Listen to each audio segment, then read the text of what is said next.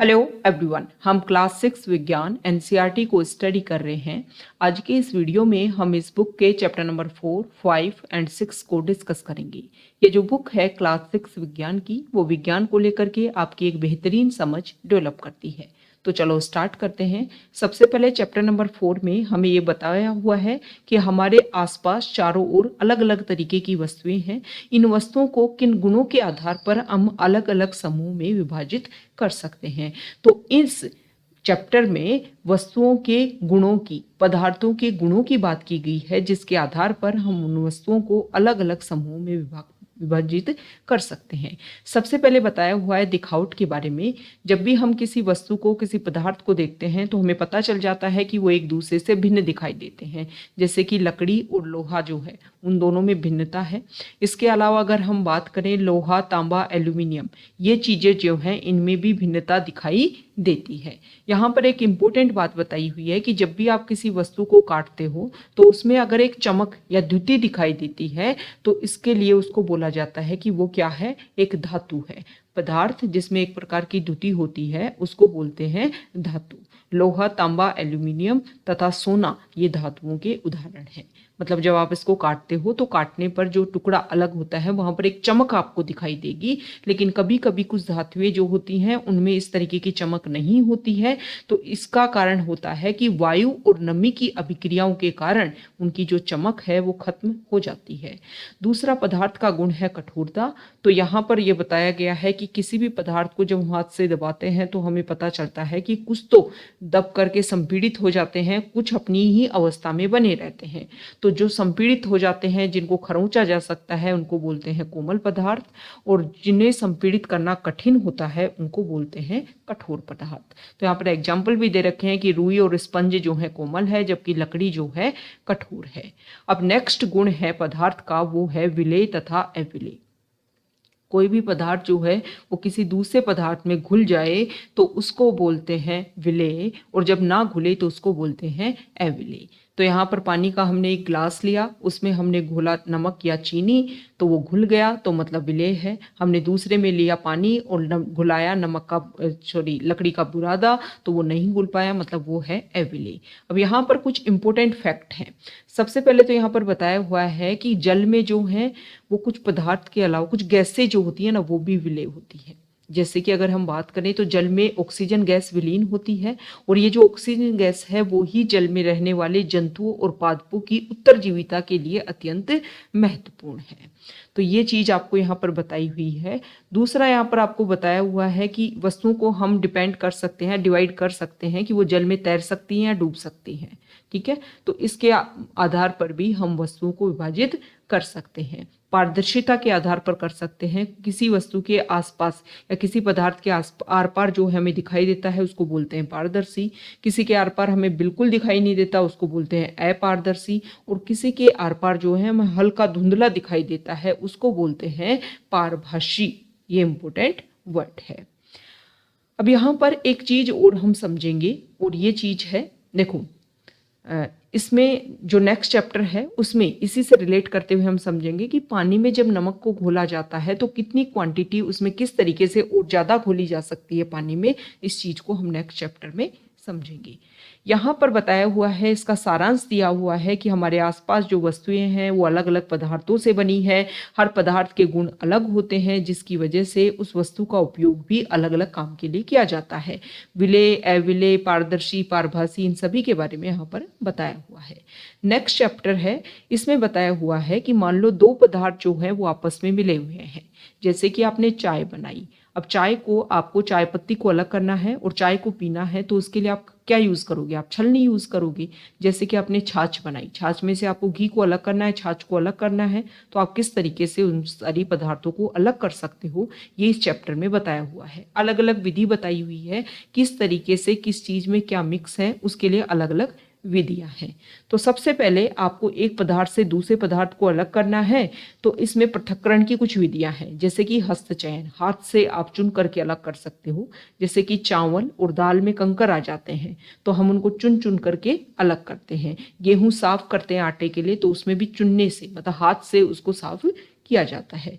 दूसरा वर्ड है threshing. Threshing में आप खेतों में आपने देखा होगा, और नहीं देखा है तो प्लीज़ गांव की विजिट कीजिए, वहाँ पर आप देखिए कि गेहूं अभी जो है 1-2 मंथ मतलब अगस्त सितंबर अक्टूबर में बाजरा जो है, अभी बाजरा बोया जा रहा है स्पेसिफिक, तो बाजरा जो है उसको निकाला जाएगा, और फिर मार्च अप्रैल में हम देखें तो गेहूं सरसों इनको निकाला जाता है। तो उसके लिए थ्रेसिंग जो है वो की जाती है, जिसमें गेहूं और चावल इस तरीके की जो चीज़ें होती हैं उनके जो डंठल होते हैं उनसे उनको अलग किया जाता है। नेक्स्ट है ये जो थ्रेसिंग है ना, इसी का एक पार्ट है निष्पावन। इसमें क्या किया जाता है कि मान लो गेहूं को यहाँ थ्रेसिंग से अलग कर दिया तो कुछ गंदगी रह गई, कुछ पार्ट रह गए, उसके डंठल के कुछ पार्ट रह गए, तो ये जो निष्पावन जो विधि है इसमें ऐसे पदार्थों को अलग किया जाता है जिसमें एक जो कण हो, एक जो पदार्थ हो तो भारी हो और एक पदार्थ जो हो वो हल्का हो। तो यहाँ पर गेहूं में से मान लो उनके डंठल कुछ रह गए, तो यहाँ पर इस तरीके से सूप में डाल करके उनको इस तरीके से हवा में उड़ाया जाता है, तो जो भूसा है वो हल्का होता है, वो निकल करके यहाँ पर आगे वाले भाग में चला जाता है, और गेहूं जो है वो यहाँ पर भारी है तो वो यहाँ पर इकट्ठे हो जाते हैं। तो ये भी एक विधि होती है पदार्थों को अलग करने की। नेक्स्ट विधि है चालन। जैसे कि हम आटे से आटा छानते हैं तो उसकी जो भूसा जो निकलता है उसको इस तरीके से अलग किया जाता है। इसमें जो है यहाँ पर रेता को छाना जाता है घर बनाने के लिए, बजरी को, तो उसमें जो कंकर होते हैं मतलब जो बड़े पार्ट होते हैं वो ऊपर रह जाते हैं, और जो छोटे पार्ट होते हैं वो निकल करके नीचे आ जाते हैं। सेम इसी तरीके से आटे में है। ओके, नेक्स्ट है अवसादन, निस्तारण और निस्यंदन। ठीक है, इसमें इस तरीके की चीज़ें होती हैं, जैसे कि अगर हम बात करें चावल, दाल या फिर गेहूं, इसमें हमें लगता है कि उसमें मिट्टी धूल ये भी मिल गई है, तो मिट्टी धूल को हम कैसे अलग करेंगे? आप चुन चुन के तो मिट्टी धूल को अलग कर नहीं सकते, तो हम क्या करेंगे, पानी में भिगो देंगे इनको।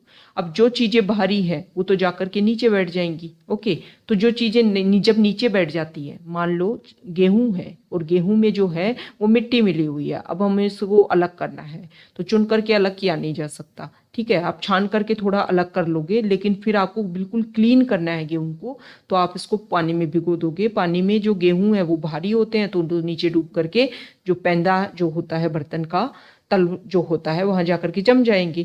ये जो प्रोसीजर होता है इसको तो बोलते हैं अवसादन। दूसरा क्या होता है, मिट्टी पानी में घुल करके यहाँ पर ऊपर आ जाएगी क्योंकि वो हल्की होती है, तो हम तिरछा करके जो यहाँ पर प्रोसीजर किया जाता है कि उस पानी को हम तिरछा करके निकाल देते हैं, उसको क्या बोलते हैं, उसको बोलते हैं निस्तारण। ओके, जल को मिट्टी सहित उंडेलने की प्रक्रिया को बोलते हैं निस्तारण। ये दो तरीके हो गए। अब तीसरा तरीका ये है कि हमें ऐसे द्रवों को, मिश्रण को पृथक करना है जो आपस में मिश्रित नहीं होते। ठीक है, जैसे कि हम क्या कर सकते हैं, यहाँ पर बताया गया है कि चाय हमने बनाई, चाय में चाय पत्ती जो है और चाय जो है वो आपस में मिक्स नहीं होते। ठीक है, अब उन दोनों को अलग करना है तो उनको आप क्या करोगे, निस्यंदन, फिल्टर करना कहते हैं इसको। मतलब दोनों लिक्विड है एक तरीके से और उसको उसमें से आपको कुछ चीज हटानी है। जैसे कि छलनी का, चालन का हमने यूज किया, उसमें दोनों क्या थे, ठोस थे। ठीक है, और यहाँ पर चाय पत्ती जो है, चाय पत्ती ठोस है और चाय जो है वो लिक्विड है, तरल है, तो उसमें से हमें चाय पत्ती को अलग करना है, तो इसके लिए हम प्रक्रिया लेंगे निस्यंदन। ओके, अब यहाँ पर बताया गया है दूसरा एक प्रकार, अगर हम देखें तो इसमें वाष्पन की क्रिया। जैसे कि जो नमक जल होता है, जल में से हम क्या करें, जल में मान लो नमक मिला हुआ है और हमें क्या करना है, उसको अलग अलग करना है। पहले हमने जल में, पानी में नमक घोल लिया, अब हम चाहते हैं कि वो नमक जो है अलग किया जाए। क्या करेंगे, पानी को गर्म करेंगे, पानी जो है भाप बन के उड़ता रहेगा, इसको बोलते हैं वाष्पन की क्रिया, और जो नमक है वो लास्ट में यहाँ पर तल में आपको मिल जाएगा। अब दूसरा यहाँ पर प्रोसीजर ये बताया गया है कि देखो, जो भी सामान है, जो भी पानी है, उसमें हम नमक क्या और घोल सकते हैं क्या। जैसे कि एक गिलास पानी है, इसमें एक लिमिट तक ही नमक घुलेगा, मतलब अगर हमने 1 चम्मच या 2 चम्मच ही इसमें नमक घुल पाएगा, उसके बाद जो नमक है वो चाहे आप कितना ही घोल लीजिए वो नहीं घुलेगा, यहाँ पर तली में आपको जमा हुआ मिलेगा। तो जब किसी जल में कोई भी चीज हम घोलना चाहते हैं और वो घुलना बंद हो जाए, मतलब वो विलयन जो है वो संतृप्त विलयन बन चुका है।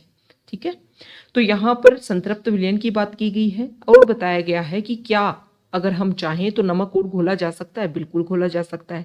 आप पानी को गर्म कर दीजिए और गर्म करने के बाद में इसमें और नमक जो है वो घोला जा सकता है, लेकिन जैसे ही पानी ठंडा होगा दोबारा से वो जो नमक जो एक्स्ट्रा में था, संतृप्त विलयन बनने के बाद में जो नमक उसमें बचा हुआ था, वो नमक जो है वो तल में आकर के बैठ जाएगा। ठीक है, तो ये पृथक्करण की कुछ विधियां हमने सीखी हैं, जिससे हम यहाँ पर इजीली जो पदार्थ जो एक दूसरे में घुल सकते हैं, नहीं घुल सकते हैं, अलग अलग साइज के हैं, उनको हम किस किस तरीके से उसको क्या कर सकते हैं, अलग कर सकते हैं।